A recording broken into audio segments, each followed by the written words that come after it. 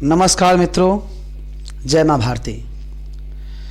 तो आज के सेगमेंट में हम लोग शुरू करेंगे भारतीय इतिहास।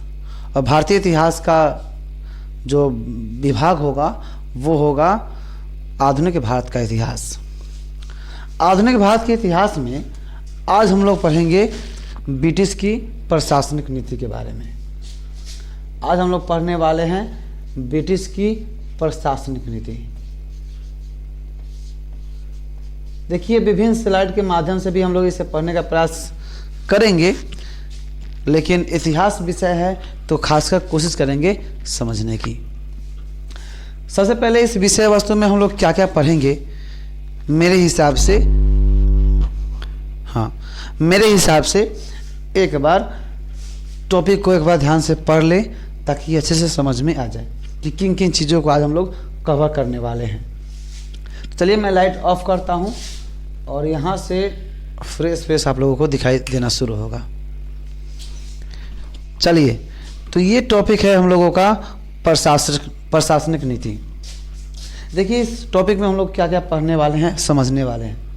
पहला है ये प्रशासनिक नीति, ये टॉपिक है। इसमें लिखा हुआ है 18वीं सदी में ब्रिटिश शासन के अंतर्गत किए जाने वाले प्रशासनिक सुधार ब्रिटिश वाणिज्यिक पूंजीवाद के हित से प्रेरित थे। इसका उद्देश्य रहा था अधिकतम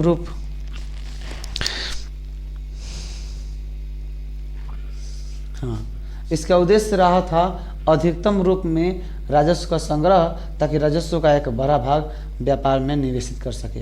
कंपनी अपने दायित्व को बढ़ाना नहीं चाहता था, क्योंकि अधिक दायित्व का अर्थ था अधिक खर्च तथा कम बचत।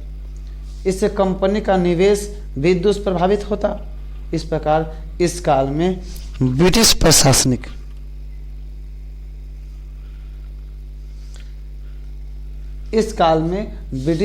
प्रशासनिक नीति को प्रभावित करने वाला मुख्य कारक यही था।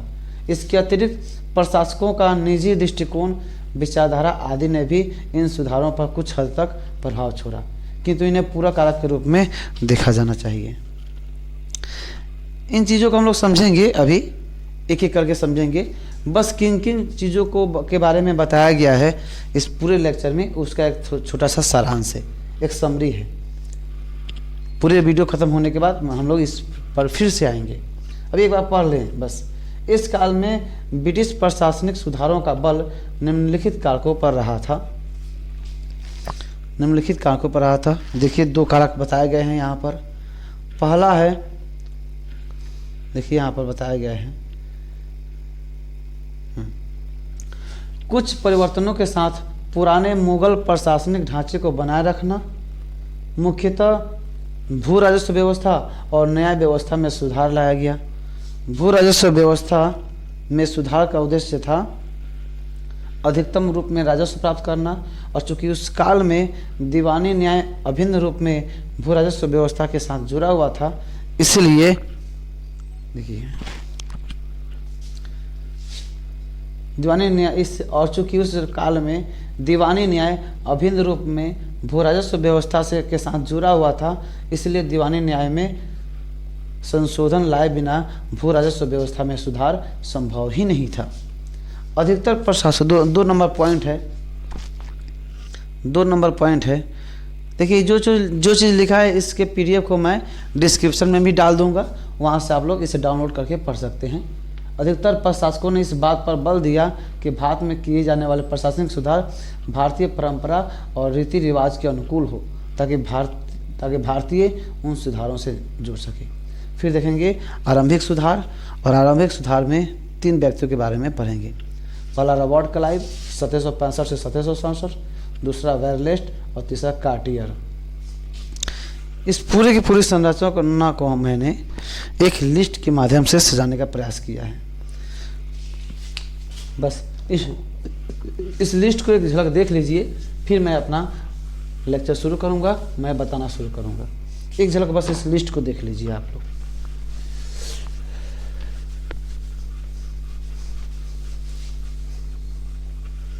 देखिए, इस लिस्ट को मैं देख लीजिए आप लोग। वो पूरी की पूरी समरी थी, पूरा का पूरा सारांश था। मैं जानता हूँ कि पहले बार में उसे समझ में आया नहीं होगा, बस एक झलक हम लोगों ने पढ़ लिया। अब उसको मैंने टॉपिक वाइज एक लिस्ट को मैंने इस रूप में सजाया है। इसे देख लीजिए, फिर मैं पढ़ाना शुरू करूँगा, एक एक चीज़ को बताना शुरू करूँगा।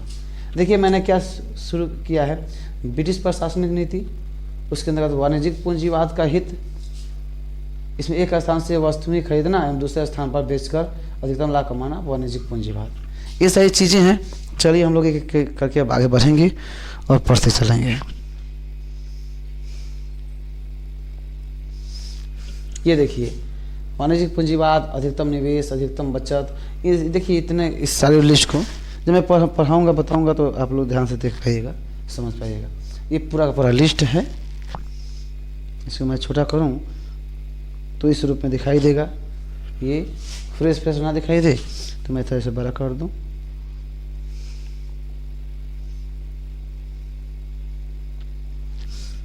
देख पा रहे हैं आप लोग, वाणिज्यिक पूंजीवाद का हित, एक स्थान से वस्तुएं, ये सारी चीज़ें, अधिकतम निवेश, अधिकतम बचत, अधिकतम आय माइनस अधिकतम न्यूनतम व्यय, ये सारी चीज़ें यहाँ पर लिखी गई हैं। आप लोग ध्यान से इन चीज़ों को देख लें। ये सारी चीज़ें आएंगी, मैं लेक्चर में बताऊंगा सारी चीज़ों को। राजस्व का अधिकतम लाभ सुधार, ये सारी की सारी चीज़ें यहाँ पर हैं। परंतु में जिन 3 विद्वानों का नाम हमने लिया था, रॉबर्ट क्लाइव, वेरलेस्ट, कार्टियर, यूपीएससी निर्माण संस्था आदापुर, ये मेरे कोचिंग का नाम है, इस पर कोई नहीं जाना। चलिए ये हमने संरचना बताई। आइए इन चीज़ों को समझने का, एक एक चीज़ों को समझने का प्रयास करते हैं। मैं लाइट ऑन कर देता हूँ। ये हम लोगों ने देखा कि आज हम लोग पढ़ने क्या क्या वाले हैं। मैं अब चीज़ों को, मैं प्रोजेक्टर को हटा दूँ। हाँ चलिए अब यहाँ से हम लोग शुरू करेंगे ब्रिटिश प्रशासनिक नीति के बारे में, या ब्रिटिश प्रशासनिक सुधार।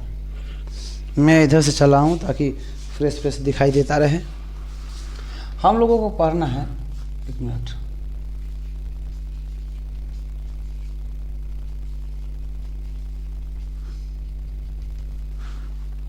हम लोगों को आज पढ़ना है ब्रिटिश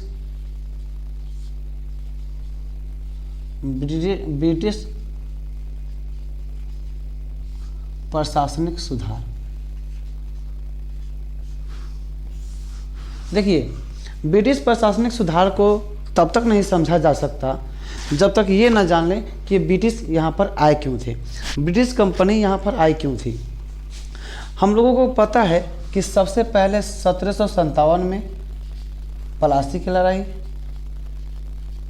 प्लासी के युद्ध, और 1764, अच्छा प्लासी के युद्ध को विश्वासघात का भी युद्ध कहा जाता है।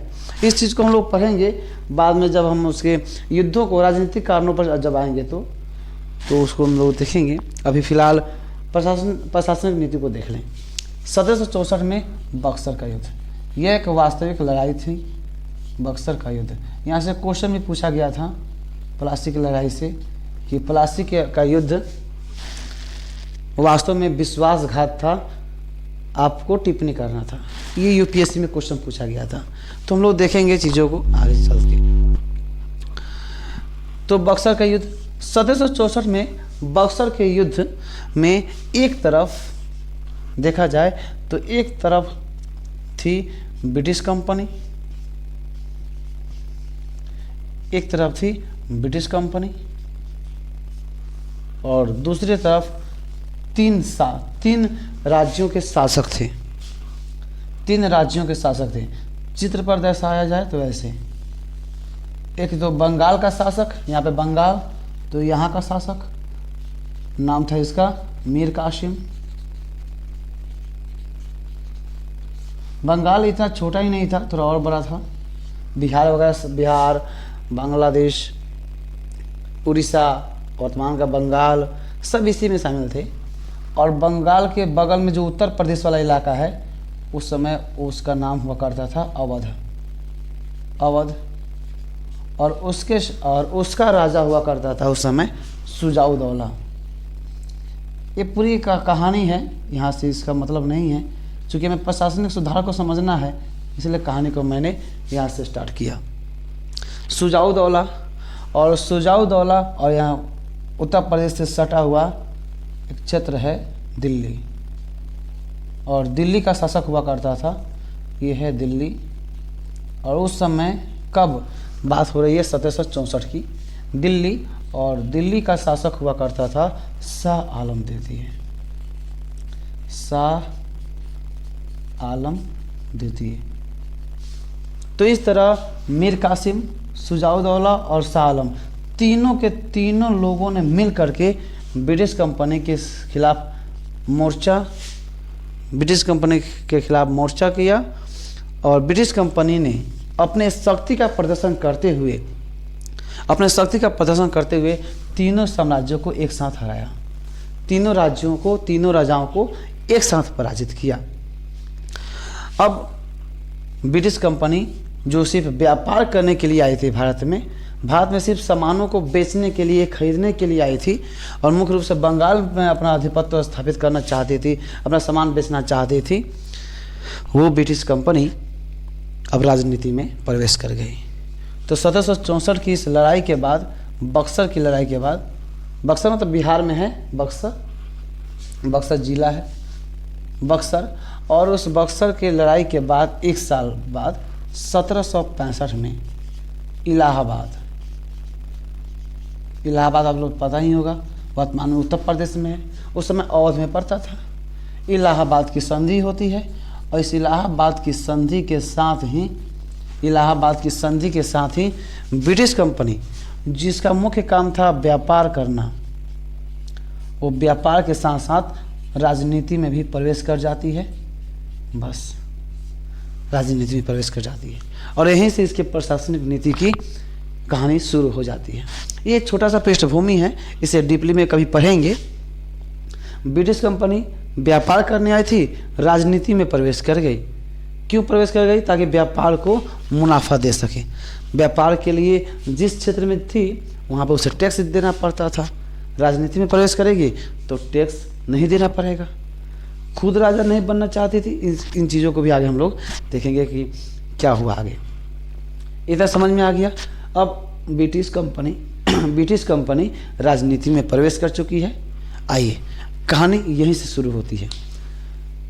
तो ब्रिटिश कंपनी चूँकि एक व्यापारी कंपनी थी और व्यापार करने के लिए आई थी, तो उसका पहला उद्देश्य क्या होगा? पहला उद्देश्य होगा अधिक से अधिक लाभ कमाना। अधिक से अधिक लाभ कमाना, क्योंकि व्यापारियों का अधिक से अधिक लाभ कमाना, क्योंकि व्यापारियों का यही तो उद्देश्य होता है, अधिक से अधिक लाभ कमाना। बस इसी अपने लाभ से मतलब है, दूसरे के लाभ से इन्हें क्या फायदा मतलब। बस अब यहीं से कहानी शुरू होती है ब्रिटिश प्रशासनिक सुधार। अब ब्रिटिश कंपनी देखेगी, क्योंकि वो व्यापार करने के लिए आई थी, व्यापार को आसान बनाने के लिए ही तो राजनीति में प्रवेश की थी। क्योंकि व्यापार में जब भी वस्तु कहीं बेचने जाती तो उसे टैक्स देना पड़ता था। तो राजनीति में प्रवेश करेगी, खुद वहाँ का शासक बनेगी, उसका कंट्रोल अपने हाथों में लेगी ब्रिटिश कंपनी, तो उसे टैक्स नहीं देने पड़ेंगे। और टैक्स नहीं देने पड़ेंगे, साथ ही यहाँ से वस्तु खरीदने में जो रुपए लगते हैं, उस रुपए का कुछ हिस्सा ब्रिटिश कंपनी को टैक्स से मिल जाता। और टैक्स से मिल जाता तो सामान को खरीदने में भी सहूलत होती। इसलिए ब्रिटिश कंपनी राजनीति में प्रवेश की थी। इस चीज़ को पूरे डीपली में पढ़ेंगे, और भी बहुत सारे उद्देश्य थे उसके, परंतु टोटल मिलाकर उद्देश्य एक ही था, अधिक से अधिक लाभ कमाना। बस अब यहीं से शुरू होती है ब्रिटिश प्रशासनिक सुधार। आइए अब चीज़ों को समझने का प्रयास करते हैं एक एक करके। ये छोटी सी पृष्ठभूमि थी, ये छोटी सी पृष्ठभूमि थी। आप लोग लिखने का प्रयास ना करें, सिर्फ समझें। ये जो लिखा हुआ था ही मेरे पास, मैं वीडियो के नीचे डिस्क्रिप्शन में इसका लिंक दे दूंगा, आप लोग वहाँ से PDF डाउनलोड कर सकते हैं। लिखने से ज़्यादा समझने पर ध्यान दें। मैं यहाँ से पढ़ाता भी चलूँगा, और UPSC में क्वेश्चन जो पूछे गए हैं उसे भी मैं बताता चलूँगा, और उसका आंसर भी मैं देता चलूँगा। तो आप लोग ध्यान से बस पढ़ते चले और चीज़ों को समझते चले। तो ब्रिटिश प्रशासनिक सुधार की शुरुआत होती है कहाँ से? वाणिज्यिक पूंजीवाद से। उसकी शुरुआत ही होती है वाणिज्यिक पूंजीवाद। वाणिज्यिक पूंजीवाद से।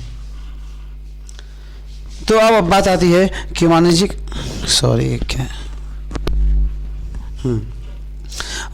पूंजीवाद से। और वाणिज्यिक पूंजीवाद में हम लोग देखेंगे सबसे पहले वाणिज्यिक पूंजीवाद का हितधारक थे वो।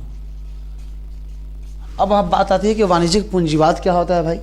तो भले शब्द इतना बड़ा बड़ा है, काम बहुत छोटा। छोटा काम क्या है कि वाणिज्यिक पूंजीवाद का मतलब क्या होता है कि जैसे एक क्षेत्र से यहाँ से कोई सामान खरीदना और खरीद करके दूसरी जगह इसे बेच देना, एक जगह से खरीदना दूसरी जगह से बेच देना, और इस खरीदने बेचने की क्रिया में लाभ कमाना, यही है वाणिज्यिक पूंजीवाद। मतलब मान लीजिए एक वस्तु 5 रुपये में खरीदा गया। एक कंपनी है जो 5 रुपये में यहाँ से, मान लीजिए बंगाल है, बिहार बंगाल वाला इलाका, वहाँ से खरीदती है 5 रुपये में एक कलम, एग्जाम्पल के लिए, या सूती वस्त्र, कोई भी चीज़। और ऐसे इस इलाके में बम्बई प्रेसिडेंसी में या मद्रास में, गुजरात, जो भी इलाका कह लीजिए आप, यहाँ पर इस चीज़ को 7 रुपये में बेचती है। तो कितने रुपए का मुनाफा कमा ली? 2 रुपये का। तो इस मुनाफे को ही कहते हैं वाणिज्यिक पूंजीवाद का हित साधना। वाणिज्यिक पूंजीवाद में सस्ते में कच्चे माल खरीदना और महंगे में बेचना और इससे लाभ कमाना। और उतना महंगे में भी ना बेचना कि लोग खरीदे ही ना, तो कोशिश करना कि सस्ते में खरीदे और इस हिसाब से बेचे ताकि अधिक से अधिक लाभ कमा सके। और अधिक से अधिक लाभ कमाने के लिए, चूँकि इसे तो महंगा कर नहीं सकती क्योंकि ये विक्रय मूल्य है, और विक्रय मूल्य को अधिक दाम पर बेचेगी तो लोग खरीदेंगे ही नहीं। तो उद्देश्य उसका क्या होगा कि यही दाम जो कच्चा माल खरीद रही है वहीं कम से कम चीज़ों में मिले, कम से कम मूल्य पर मिले। कंपनी यही कोशिश करेगी। तो वाणिज्यिक पूंजीवाद का हित साधने का मतलब है कि अधिक एक स्थान से दूसरे स्थान तक वस्तु को एक जगह से खरीदना, दूसरी जगह पर बेचना और लाभ कमाना। इतना समझ में आ गया। अब देखिए अधिक से अधिक बात आती है यहीं पर सामान खरीदने से। सामान खरीदने के लिए ज़रूरी क्या है कि निवेश करे, वो निवेश करे यानी रुपए इन्वेस्टमेंट करे। जितना ज़्यादा रुपए खर्च करेगी उतना ज़्यादा सामान खरीदेगी, और जितना ज़्यादा सामान खरीदेगी उतना ज़्यादा सामान बिकेगा, और जितना ज़्यादा सामान बिकेगा उतना ही ज़्यादा उसे मुनाफा होगा। क्योंकि पिछले बार हम लोगों ने यही देखा था, कंपनी का मुख्य उद्देश्य है अधिक से अधिक मुनाफा कमाना। मुनाफा कमाने के लिए क्या होगा? अधिक से अधिक निवेश करे, इन्वेस्टमेंट ज़्यादा करे, और निवेश करने के लिए उसके पास पैसे आने चाहिए। और निवेश करने के लिए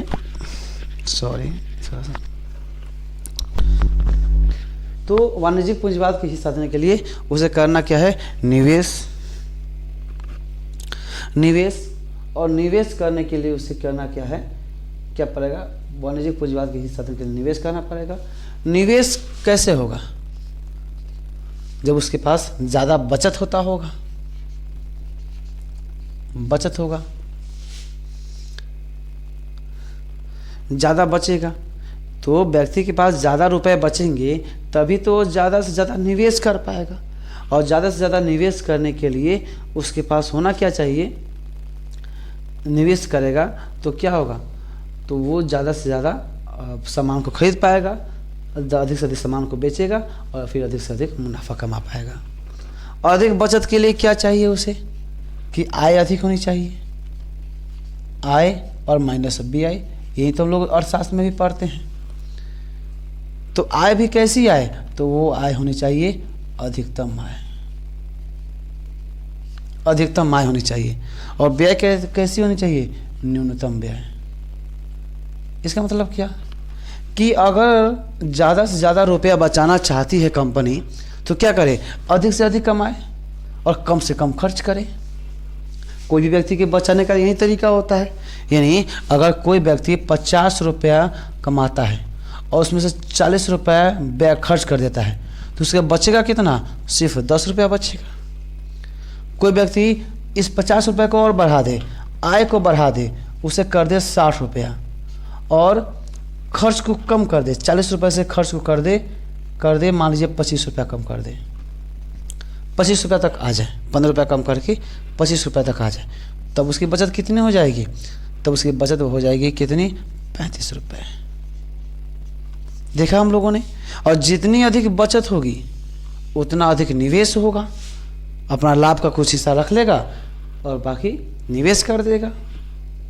निवेश करेगा तो फिर वही बात, कच्चे माल, अधिक से अधिक कच्चे माल, यहाँ पे मैं लिख भी देता हूँ, कच्चा माल, अधिक से अधिक कच्चा माल खरीदेगा, फिर उसका विक्रय अधिक होगा, और विक्रय अधिक होगा तो फिर उसे मुनाफा ज़्यादा होगा। तो अधिक से अधिक मुनाफा के लिए ज़रूरी क्या है? अधिक से अधिक बचत।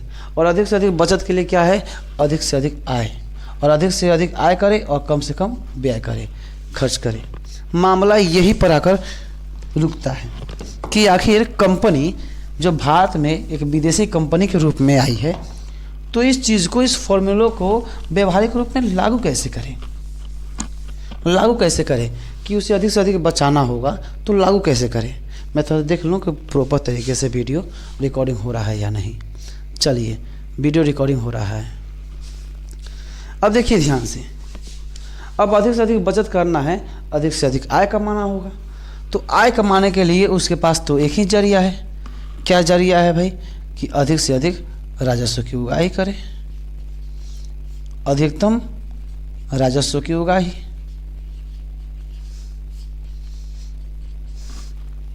अधिक से अधिक राजस्व की उगाही करे। राजस्व का मतलब होता है, नॉर्मली समझ ले, टैक्स।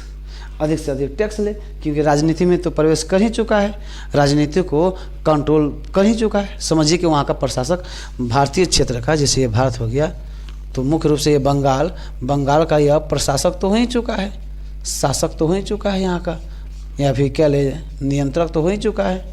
और नियंत्रक जब हो चुका है तो क्या करेगा? ये सबसे पहले अधिक से अधिक राजस्व की उगाही करेगा ताकि उसकी आय बढ़ जाए। अधिक से अधिक टैक्स लेगा तो आय बढ़ जाएगा। और क्या करेगा कि कम से कम खर्च करेगा। और कम से कम खर्च कहाँ हो सकते हैं? कि नियंत्रक के लिए, कि वो इसमें प्रशासन में ज़्यादातर सुधार ना करे, युद्ध से बचे, युद्ध ज़्यादातर ना करे। दूसरी बात ये कि दायित्व कम कर ले, अपना दायित्व कम कर ले। दायित्व कहने का मतलब क्या है?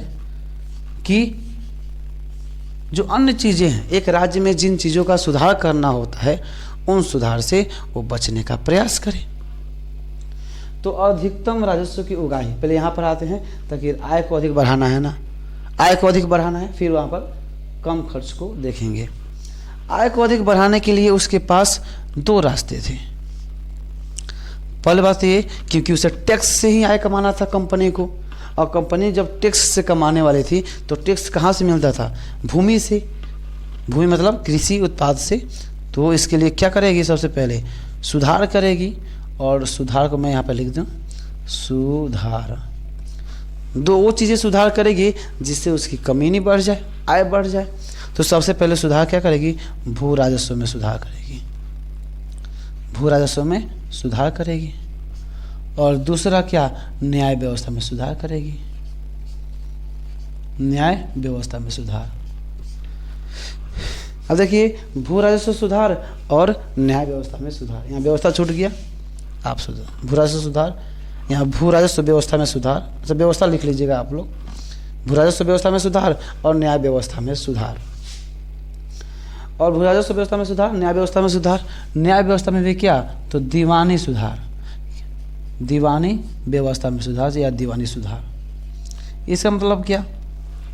इसका सीधा सा मतलब ये है कि इसी कंपनी को अपना लाभ कमाना है। लाभ कमाने के लिए उसे अधिक से अधिक राजस्व की जरूरत पड़ेगी।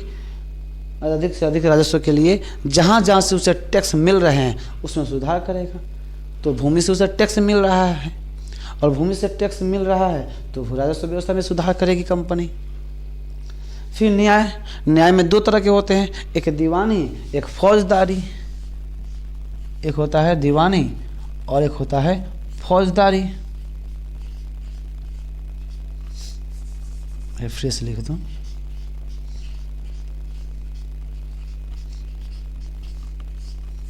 मैं दीवानी मामला को भी फ्रेश लिख देता हूं। एक दीवानी, एक फौजदारी। फौजदारी मतलब मारपीट हत्या से संबंधित, और दीवानी मतलब कर से, भूमि कर से संबंधित चीज़ें। तो ये सारी चीज़ें, तो कंपनी को फ़ायदा तो इस दीवानी मामले से ज़्यादा है, तो इसलिए इसमें सुधार करेगा, दीवानी मामले में सुधार करेगा, दीवानी न्याय में सुधार करेगा। दीवानी सुधार नहीं, दीवानी न्याय में सुधार, ये न्याय है यहाँ पर, क्योंकि न्याय का ही हिस्सा है, तो दीवानी न्याय में सुधार। और दीवानी न्याय में सुधार करेगा तो सीधी सी बात है, ये तो न्याय व्यवस्था का पार्ट है, दीवानी न्याय में सुधार। लेकिन इससे क्या होगा, भू राजस्व बढ़ेगा, क्योंकि दीवानी न्याय को जिससे टैक्स वगैरह वसूले जाते हैं, रुपए पैसे ज़मीन के मामले होते हैं, केस जो दर्ज होते हैं, वैसे मामलों में जब सुधार करेगा, उसे अपने हित के अनुसार सजाएगा, तो उससे टैक्स बढ़ेगा, तो भू राजस्व सुधार होगा।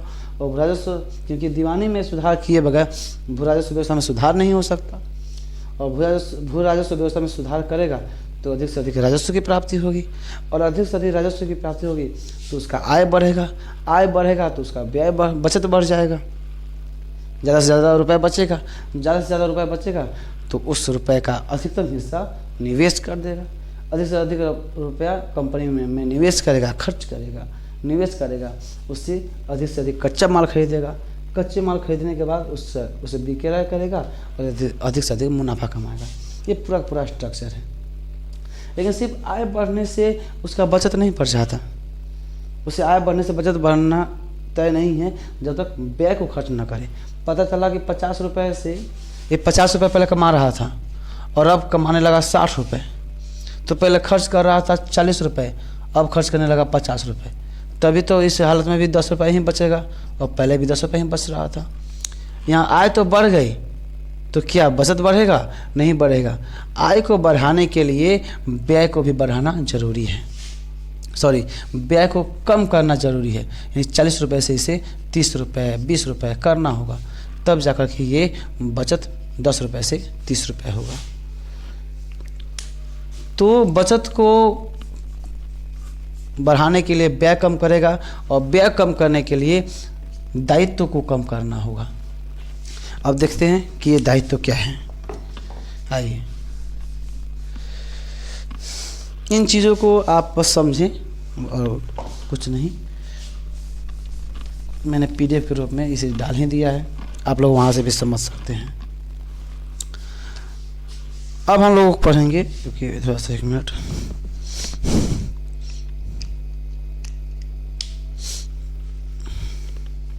चलिए,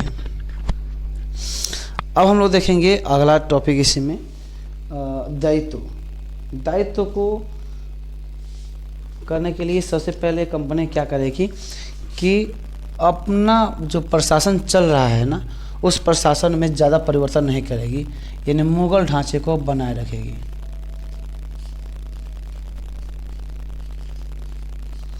मुगल ढांचे को बनाए रखना,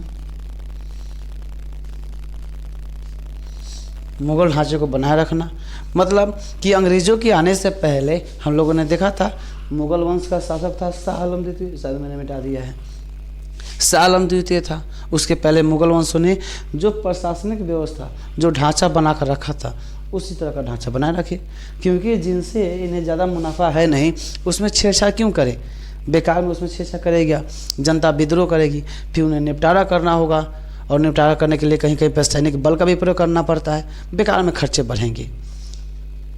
तो खर्च को कम करने के लिए क्या करेगा कि जो ढांचा पहले से चला आ रहा है उस ढांचे को बनाए रखना है, तो मुगल ढांचे को बनाए रखेगी।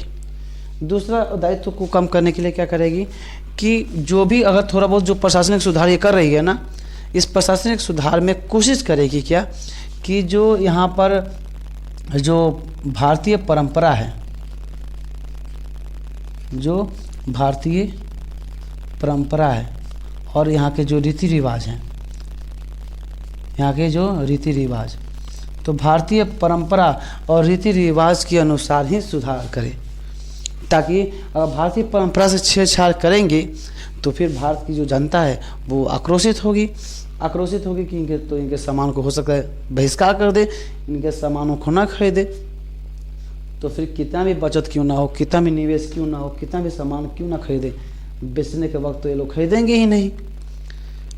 तो भारतीय परंपरा और इसके रीति रिवाज के अनुकूल ही ये लोग सुधार करेंगे और कोशिश करेंगे कि मुगल ढांचे को बनाए रखा जाए, उसमें ज़्यादा छेड़छाड़ ना किया जाए, क्योंकि छेड़छाड़ करने का मतलब ज़्यादा माथापेची करना, और ज़्यादा से ज़्यादा माथापेची करना इनका काम तो है नहीं।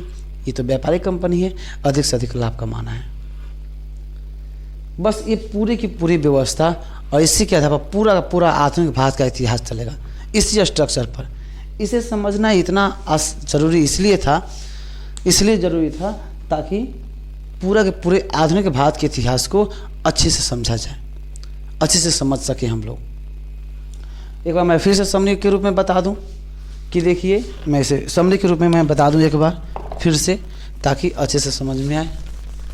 एकदम दिमाग में इसे बैठा लेना ही होगा, क्योंकि अगर इसे दिमाग में नहीं बैठाएंगे तो फिर पूरे के पूरे आधुनिक भारत के इतिहास को समझने में दिक्कत होगी, क्योंकि इसी स्ट्रक्चर पर, पूरे के पूरे इसी स्ट्रक्चर पर हमारा आधुनिक भारत का इतिहास खत्म होगा। कम से कम उपनिवेशवाद की जो स्थिति बनी है 1813 ईस्वी तक, 1764 से 1813 ईस्वी तक का जो काल है ना, वो इसी स्ट्रक्चर पर चलेगा। इसलिए इस स्ट्रक्चर को समझ लेना बहुत ज़रूरी है। चलिए,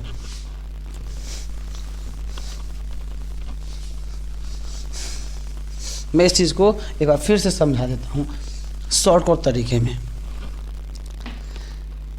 कि ब्रिटिश प्रशासनिक सुधार उद्देश्य तो एक ही है, अधिक से अधिक मुनाफा कमाना। मुनाफा कमाने के लिए मैं एक बार फिर से लिख दूं कि इसे कच्चा माल खरीदना है, और कच्चा माल खरीदेगा किस लिए? बेचने के लिए।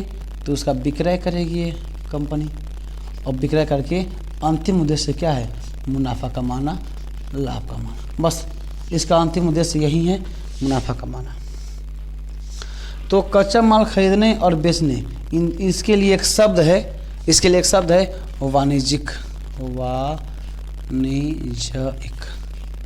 वाणिज्यिक पूंजीवाद। यानी वाणिज्यिक पूंजीवाद करेगी वो, अपना हित साधेगी, वाणिज्यिक पूंजीवाद का हित। यानी अधिक इस कच्चे माल को खरीदने और इसे बेचने, इन दोनों के लिए एक शब्द है वाणिज्यिक पूंजीवाद। और इसका हित क्या होगा? इन दोनों का हित क्या होगा? अधिक से अधिक मुनाफा कमाना। तो अधिक से अधिक मुनाफा कमाने के लिए काम करेगी कंपनी, और अधिक से अधिक मुनाफा कमाने के लिए क्या करेगी?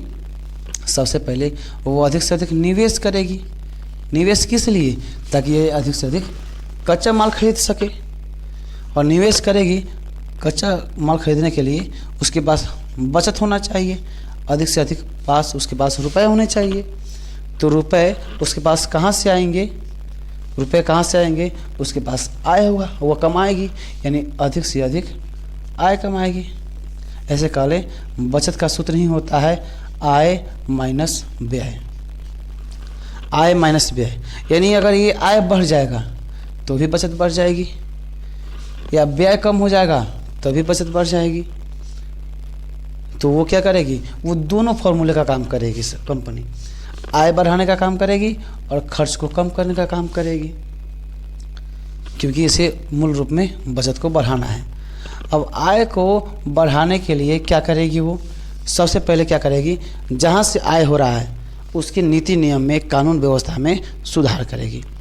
कानून मैं देख लूँ प्रॉपर तरीके से वीडियो रिकॉर्डिंग हो रहा है या नहीं हो रहा है। चलिए, उसके बाद से आय को बढ़ाने के लिए क्या करेगी कि जहाँ जहाँ से उसे टैक्स मिल रहे हैं, भूमि से टैक्स मिल रहा है ना, तो उसमें सुधार करेगी, भू राजस्व सुधार करेगी। और भू राजस्व सुधार के जो भी घटक हैं, इसका घटक एक क्या है? एक है भू राजस्व व्यवस्था, और भू राजस्व सुधार करेगी प्लस में न्याय में व्यवस्था में सुधार करेगी, न्याय व्यवस्था में सुधार। और न्याय व्यवस्था में सुधार करेगी, न्याय व्यवस्था में सुधार, और न्याय व्यवस्था के अंतर्गत दीवानी मामले में सुधार करेगी, क्योंकि सारे मामले से उसे मतलब है नहीं। न्याय व्यवस्था में मारपीट से क्या मतलब? मारपीट के जो नियम कानून है उससे सुधार करेगी कंपनी। तो क्या उसमें माथापेची नहीं होगी? बेकार में उसमें फंसने क्यों जाए? उसका सिर्फ काम है न्याय व्यवस्था में दीवानी मामले से। दीवानी मामले मतलब जो ज़मीन के लफड़े होते हैं, झगड़े झंझट होते हैं, उसके बाद से जो आमतौर पर मतलब हत्या को छोड़ करके जितने भी केस होते हैं ना, वो सब के सब दीवानी मामले में आते हैं। ज़मीन, मकान, इन सब से जो संबंधित केस होते हैं दीवानी मामले होते हैं वो। तो दीवानी मामले में सुधार करेगी। तो दीवानी मामले में क्यों जा रही है? क्योंकि दीवानी मामले में चाहे ज़मीन का मामला हो, घर का मामला हो, मकान, फैक्ट्री वगैरह का मामला हो, दुकान का मामला हो, सब के सब बट से टैक्स ही आ रहा है इसे। और हर जगह से जब इसे टैक्स कमाना है तो इस व्यवस्था में यानी दीवानी न्याय में सुधार करेगा कि नहीं करेगा? तो दीवानी न्याय में सुधार करेगा। और दीवानी न्याय में सुधार करेगा तो सीधी सी बात है, सुधार किया न्याय व्यवस्था में और फ़ायदा मिलने वाला है भू राजस्व के माध्यम से। और भू राजस्व में सुधार के माध्यम से जब इससे फ़ायदा मिलेगा, अधिक से अधिक टैक्स मिलेगा, तो इसका आय बढ़ गया कि नहीं बढ़ गया? इसका आय बढ़ जाएगा। अब बात आती है कि ठीक है, आय बढ़ने से ही तो बचत नहीं बढ़ जाती। हमने एग्जाम्पल दिया था। अब व्यय को कम करना है, और व्यय को कम करना है यानी खर्चे को कम करना है। तो खर्चे को कम करने के लिए क्या करेगी? अपने दायित्व में कमी लाएगी। देखेगी कि जहाँ जहाँ पर इसे दायित्व में कमी, जहाँ जहाँ पर इसे दायित्व में कमी, जहाँ जहाँ पर इसे अधिक से अधिक खर्च करने पड़ रहे हैं, उसमें कमी लाने का प्रयास करेगी। कंपनी कमी कैसे लाने का प्रयास करेगी? तो सबसे पहले ये युद्ध से बचने का प्रयास करेगी। तो वो तो राजनीतिक मामले में चला गया। प्रशासनिक मामले में क्या करेगी? या जो मुगल जो बनी बनाई ढांचा है, जो मुगल ने बना कर रखा है, सूबेदार, नजीम जो बनाए रखा स्तर पर, वो सब के सब व्यवस्था को वो बनाए रखेगी कि उसमें ज़्यादा हेरफेर नहीं करना, ताकि भारतीय जिस चीज़ के आदी हो चुके हैं बने रहने दें। वो अगर अपने उनके कार्यों में अगर हस्तक्षेप किया जाएगा तो वो हमारा विरोध करने लगेगी। और कंपनी इसी उद्देश्य से कि कोई उसका विरोध न करे, भारतीय उसका विरोध न करे, इसीलिए वो कोशिश करेगी क्या कि मुगल ढांचे को बनाए रखेगी। क्योंकि मुगल, अब बात आती है मुगल ढांचे को बनाना नहीं, बनाए रखना ये अच्छा होगा। क्योंकि मुगल ढांचे को बनाए रखेगी तो विरोध नहीं होगा। विरोध नहीं होगा तो उसे शांत करने के लिए सेना वगैरह नहीं भेजनी पड़ेगी। तो सेना में जो खर्च होंगे वो खर्च बच जाएंगे, खर्च कम हो जाएगा, तो व्यय में कमी हो गई। दूसरा, जो भी थोड़ा बहुत सुधार करेंगे वो भारत के रीति रिवाज, उसकी परंपरा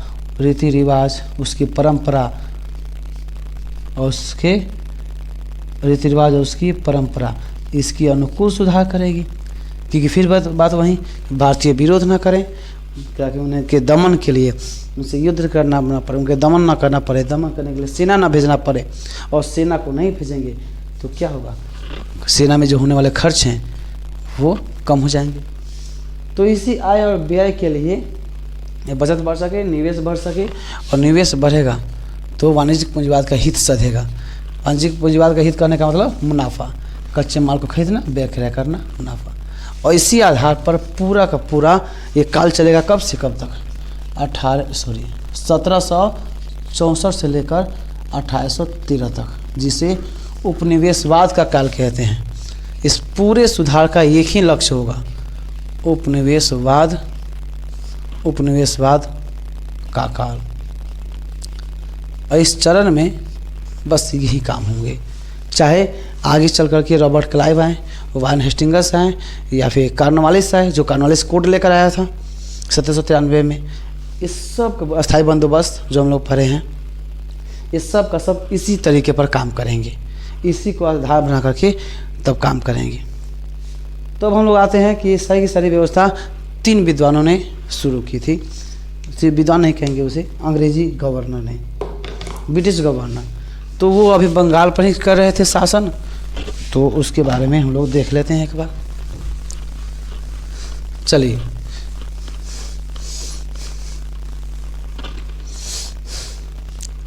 देखिए हम लोगों ने देखा था ये बंगाल है, और ये 1764 में लड़ाई हुआ था, बक्सर का युद्ध, और 1765 में इलाहाबाद की संधि हुई थी। इलाहाबाद की संधि के बाद ही रॉबर्ट क्लाइव बन गया था। तो सबसे पहले शासक कौन आएगा? गवर्नर कौन आएगा? बंगाल का गवर्नर है ये अभी, रॉबर्ट क्लाइव। रॉबर्ट क्लाइव कब बनेगा? यह 1765 में। और 1765 से कब तक? 1767 तक। बस तब तक ये बना रहेगा। उसके बाद से कौन आएगा? वेरलेस्ट।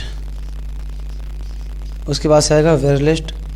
ये आएगा कब? 1767 से 1769। और तीसरा कौन आएगा? 1769। और तीसरा कौन आएगा? तीसरा आएगा कार्टियर। कार्टियर आएगा कब? 1769 से 1772। 1769 से 1769 से 1772।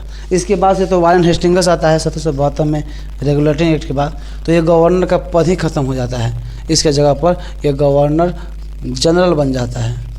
तो आगे देखेंगे इसके सुधारों को। बस अभी हम लोगों ने इतना समझा ब्रिटिश के प्रशासनिक नीति के बारे में।